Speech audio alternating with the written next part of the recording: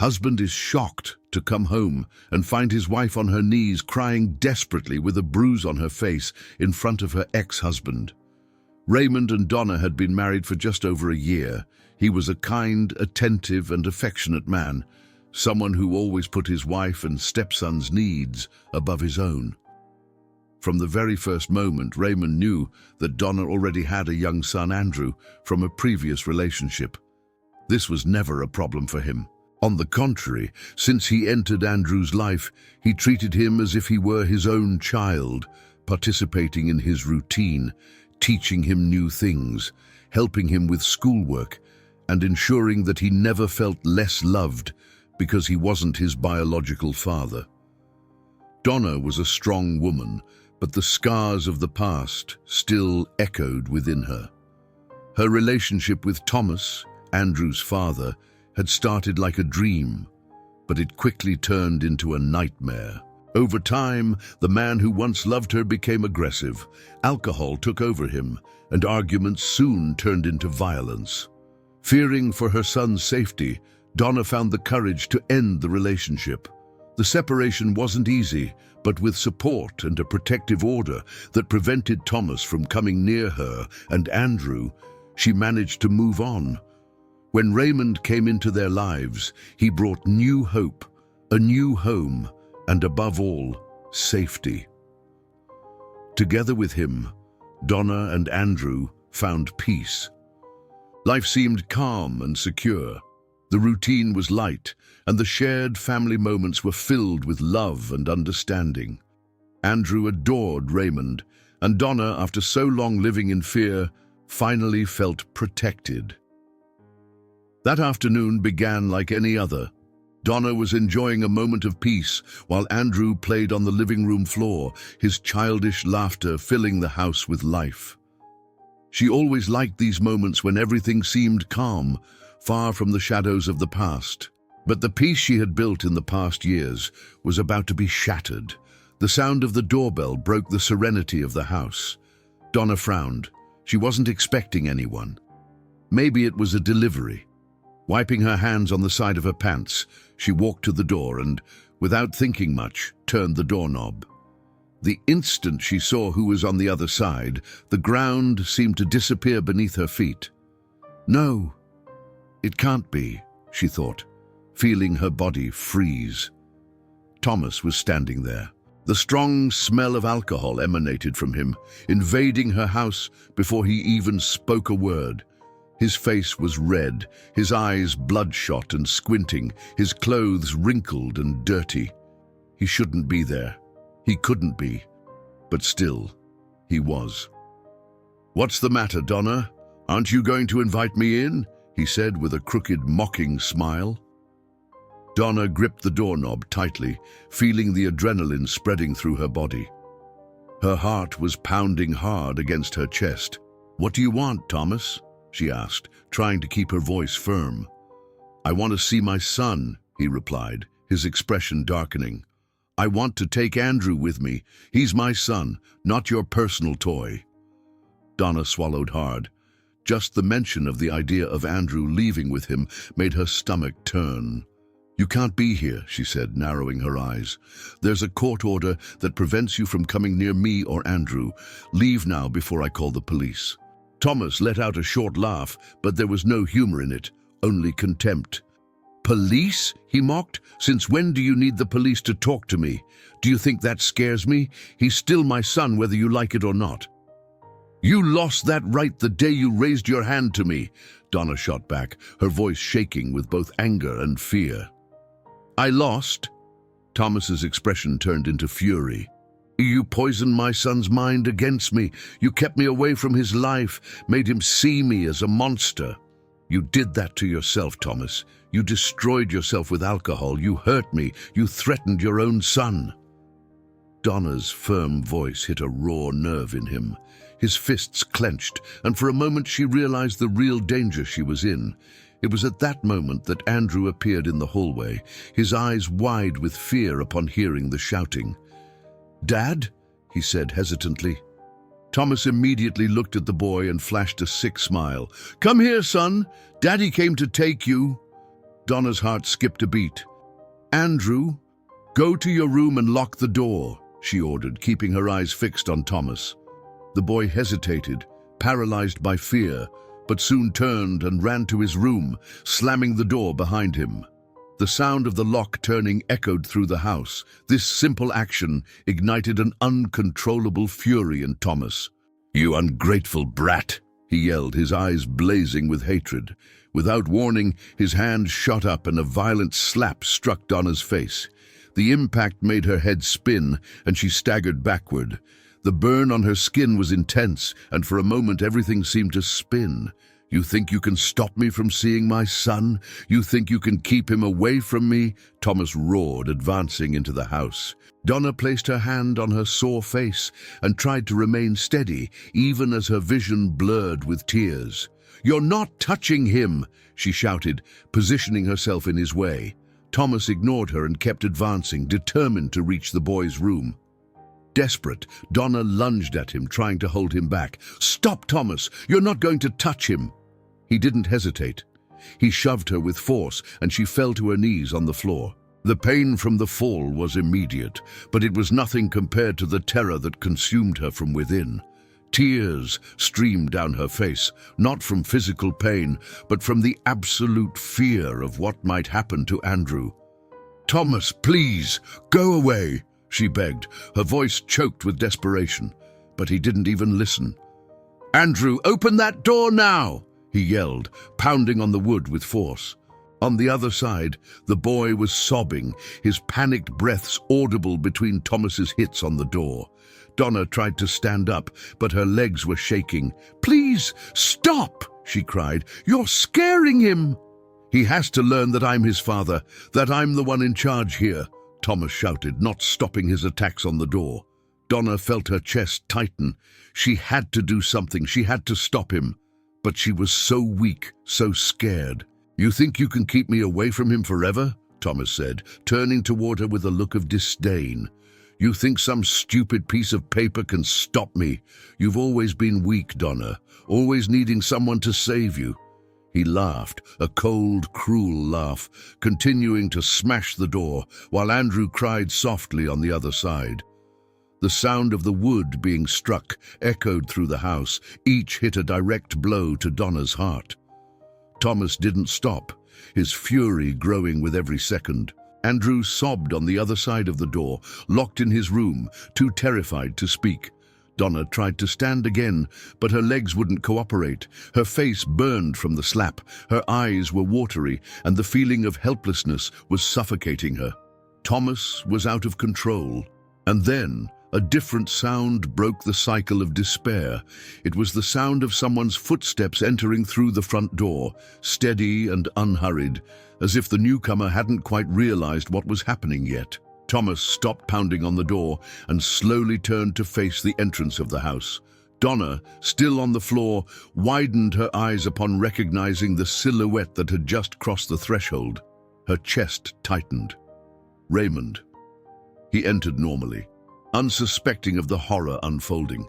He had just gotten off work and was returning home as he did every day, unaware that, at that very moment, everything was about to change. But as he took a few steps inside, his eyes scanned the room, and his calm expression slowly faded. Donna was on the floor, one hand pressed to her face, which was beginning to swell. Her eyes were filled with tears, her lips trembling.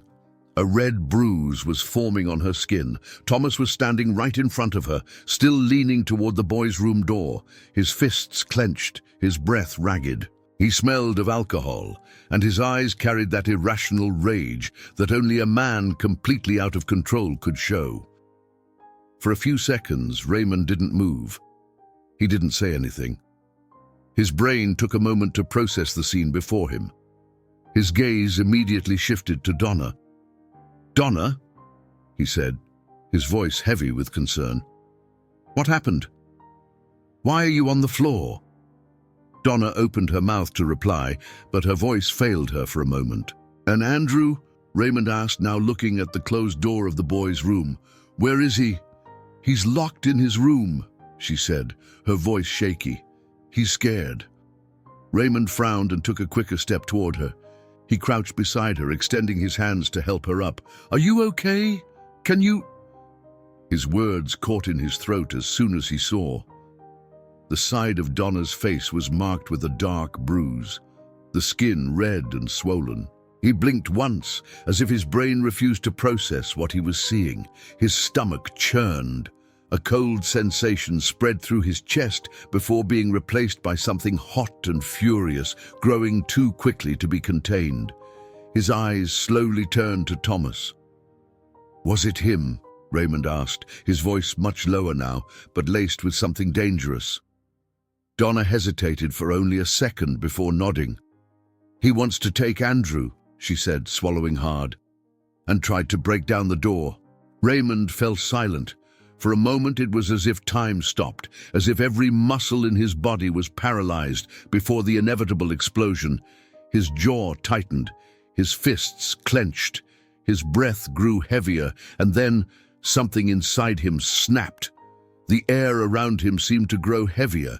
The image of Donna's bruised face burned into his mind, and the muffled sound of Andrew crying from the other side of the door hit his chest like a sharp blade.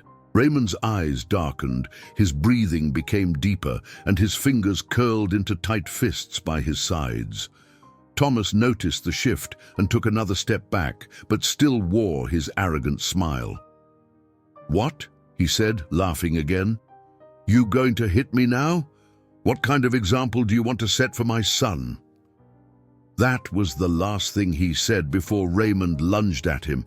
The first punch came with brutal force, hitting Thomas directly in the nose. The crack of the impact echoed through the house, and Thomas stumbled back, bringing his hands to his face as blood began to pour from his nostrils. "Asshole!" he yelled, trying to steady himself.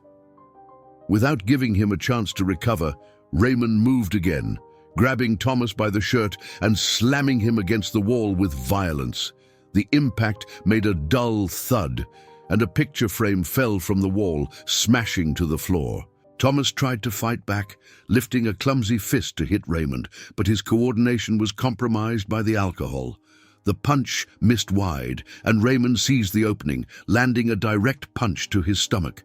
Thomas let out a hoarse grunt, bending over in pain. "You hit her?"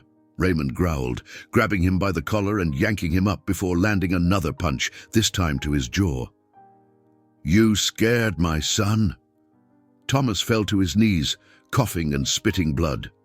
"He's not your son," he tried to reply, but before he could finish the sentence, Raymond grabbed a fistful of his hair and yanked him up, forcing him to look at him.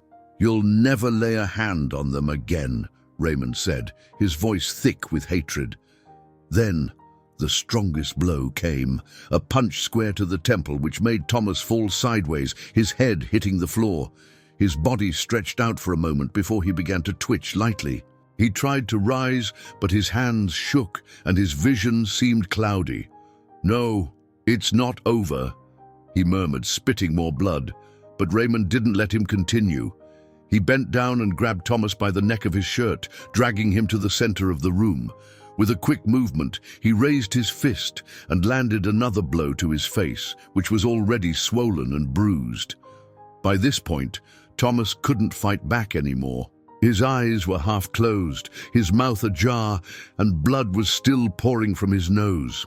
"It's over," Raymond said, pushing him back, making his body fall completely to the floor, motionless.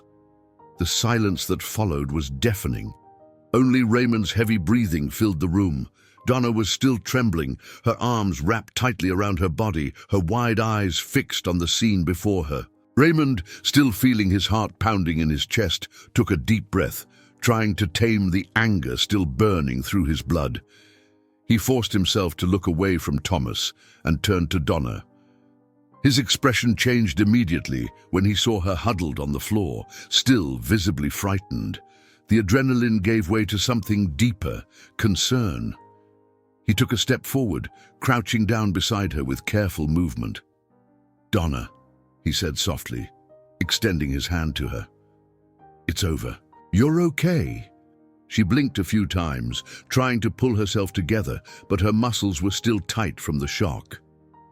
"Yes," she whispered, though her voice was still trembling. Raymond's eyes went to the bruise on her face, and he felt a tightness in his chest.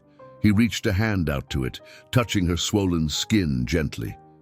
Donna closed her eyes for a moment, allowing herself to relax under his comforting touch. He then took her hands and helped her stand, guiding her slowly so she wouldn't lose her balance. As soon as she was upright, Donna felt her body wobble slightly, and Raymond held her more firmly, keeping her close. The silence was broken by a low sound from the hallway, Andrew's sobs. Donna pulled away slightly from Raymond and looked at the door to the boys' room. Her breathing became irregular once again. "Andrew," she murmured, taking a hesitant step. Raymond nodded, understanding what needed to be done. "I'll talk to him," he said calmly. He approached the door and knocked lightly. "Andrew," he called, keeping his voice low and gentle. "It's me. Everything's okay now. You can open the door?" Silence first, then hesitant footsteps. The lock turned slowly and the door opened just a crack. Two little hands gripped the edge of the door, and then Andrew peered out, his face red from crying. His lower lip trembled. As soon as he saw Raymond, his expression twisted again, and he ran into his arms. Raymond held him tightly, feeling the small, trembling body against his own. "It's okay, champ," he said, running his hand through the boy's hair. "I promise, everything's okay." Andrew buried his face in his chest, sobbing quietly. Donna soon approached, embracing her son alongside Raymond, letting the tears she had been holding back fall freely. None of them said anything for a few seconds. They just allowed themselves to breathe. Then Donna pulled away and looked at the phone nearby. She needed to call the police. Her fingers shook as she dialed the number. She brought the phone to her ear and waited just 2 rings before it was answered. "Emergency, what's your emergency?" The operator's voice was professional, neutral, but Donna felt a lump form in her throat as she tried to respond. "My name is Donna. Her voice faltered and Raymond placed a hand on her shoulder, giving her a light squeeze of support. She took a deep breath. "My ex-husband Thomas broke into my house," she said, now more firmly. "He hit me and tried to take my son, my husband. He intervened and there was a fight. Thomas is on the floor. We need help." The operator asked a few quick questions, took the address, and said that a squad car was already on its way. When she hung up, Donna let out a long sigh, as though her body had just realized that she was safe. Raymond kept holding Andrew, who was already breathing more slowly, still clinging to his chest. Donna wiped a few tears away and looked at her husband. "The police are on their way," she said softly. Raymond nodded, running a hand over his face, finally feeling the weight of everything that had happened. Silence returned to the house, but this time it wasn't suffocating. It was the silence after the storm, the moment when everyone was trying to understand what was left after the chaos. Then the sound of sirens began to echo down the street. Raymond and Donna exchanged a look. The police had arrived. The red and blue lights from the squad cars flashed against the walls of the house, illuminating Donna and Raymond's still tense faces. The sound of the sirens finally quieted as the police cars parked outside, and within seconds, officers rushed out, taking in the scene with serious, calculating expressions. Raymond felt Andrew clutching him even tighter. The boy didn't say anything, but his body trembled slightly. Donna stayed beside them, still holding her own hand tightly, as though trying to stop herself from shaking. "Everyone stay where you are," one of the officers ordered as he entered the house, surveying the scene. His eyes moved quickly between Raymond, Donna, and Thomas, who was still lying on the floor, groaning low. Another officer, a man with a hardened face, approached Raymond, looking at his clenched fists and his still heavy breathing. "What happened here?" he asked with a professional tone. Donna was the first to answer. He... Her voice faltered for a moment, but she took a deep breath and continued. He broke into our house. He hit me. Tried to take my son by force. Raymond was just protecting us. The officer looked at her closely, his eyes quickly scanning the bruise forming on her face. Then he turned to Thomas, who was now trying to move but had no strength to get up. It's true, Andrew murmured, still clinging to Raymond. He tried to take me. The officers exchanged quick glances before one of them knelt down beside Thomas. Name? The officer asked. Thomas, he replied, spitting a little blood on the floor. His voice was hoarse, mixing with the anger and alcohol. You have a restraining order against you, don't you? The officer asked, quickly flipping through some notes on a clipboard. Thomas didn't immediately answer. He had no right to stop me from seeing my son, he roared, trying to get up, but one of the officers quickly pushed him back down to the floor. Stay where you are, the officer ordered coldly. The officer who had been speaking to Raymond and Donna sighed and motioned for the other officers. You all need to come with us to the station to give statements. Donna shrank back upon hearing those words, feeling the fear and nervousness growing within her again. Is he going to be arrested? She asked, her voice hesitant. That will depend on what the evidence shows, the officer said, but he violated the restraining order and there are clear signs of assault. We're taking this very seriously. The next minutes were a blur. Officers handcuffed Thomas, who was still muttering incoherent words, and dragged him out of the house. Raymond kept Andrew close, feeling the boy's breath still quick against his chest. Donna kept her hands clenched, trying to control the anxiety that made her heart race, feeling as if it might escape her chest. When they got into the squad cars, Donna felt a shiver run down her spine. The last time she had been at a police station was to file for the restraining order against Thomas. Now she was returning, but this time something inside her told her that everything would be different. At the station, time seemed to move strangely. Minutes dragged on like hours, and every small detail of the procedures seemed to stretch longer than it should have. Donna, sitting in a cold plastic chair, kept her eyes on the floor, feeling an overwhelming weight on her shoulders. Can you start from the beginning? The officer in front of her asked, his voice neutral but attentive. She nodded, took a deep breath, and began to tell her story.